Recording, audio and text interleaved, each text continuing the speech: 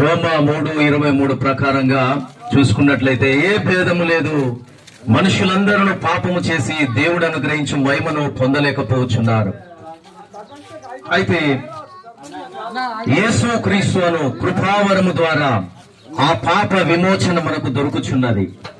ఈరోజు యేసు క్రీస్తు ప్రభువారు మన పాపాన్ని, మన శాపాన్ని విడుదల చేయడానికి ఒక దేవాది దేవుడే ఒక దైవ కుమారుడిగా ఈ లోకానికి మనుష్యుడిగా వచ్చాడు. ఎందుకు మనుష్యుడిగా వచ్చాడు అంటే, మనిషి పడుచున్న కష్టాన్ని ఆయన చూసి అది విడిపించడానికి నేనే రావాలి. ఎంతో మంది సేవకులను, ఎంతో మంది ప్రవక్తలను, ఎంతో మంది న్యాయాధిపతులను, రాజులను పంపించాడు గాని మనిషి పాపములో నుంచి వారు విడిపించలేకపోయారు. అయితే నేనే ఈ లోకానికి రావాలి, నేను వచ్చి ప్రజలను విడిపించాలి. వారి దారిద్ర్యములో నుంచి, శాపములో నుంచి, పాపములో నుంచి విడిపించి వారికి శాంతి సమాధానాన్ని ఇవ్వాలని దేవాది దేవుడు ఈ లోకానికి వచ్చాడు. ఎందుకంటే మనిషి సత్యమేమిటో తెలియకుండా, నిత్యత్వాన్ని తెలుసుకోకుండా ఈ లోకములో మరణించి నరకానికి వెళ్ళిపోతున్నాడు. నిత్యము సత్యము ఎల్లప్పుడూ ఉండే దేవుడు యేసు క్రీస్తు ప్రభువారు. ఆయన ఈ లోకానికి వచ్చి మనుషులందరినీ ప్రేమిస్తున్నాడు. ఆయన మార్గాన్ని స్థాపించడానికి వచ్చాడు.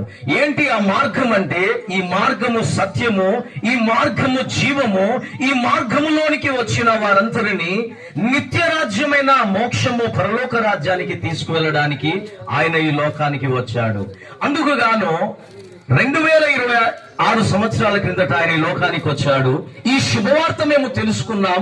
మా కుటుంబాలు దీవించబడ్డాయి, మా జీవితాలు మార్చబడ్డాయి, మేము దీవించబడ్డాం.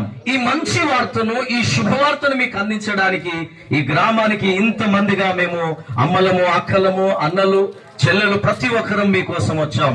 ఒక మంచి శుభవార్త ఏంటంటే, యేసు ప్రభు మిమ్మల్ని ప్రేమిస్తున్నాడు, మిమ్మల్ని దీవించడానికి వచ్చాడు, మిమ్మల్ని రక్షించడానికి వచ్చాడు, మీకు శాంతినివ్వడానికి వచ్చాడు, ఆరోగ్యాన్ని ఇవ్వడానికి వచ్చాడు, ఆశీర్వాదాన్ని ఇవ్వడానికి వచ్చాడు, సమాధానాన్ని ఇవ్వడానికి వచ్చాడు.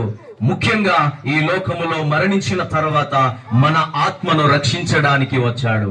అందుకు గాను ఈ మాటలు తెలియజేయుచున్నాం.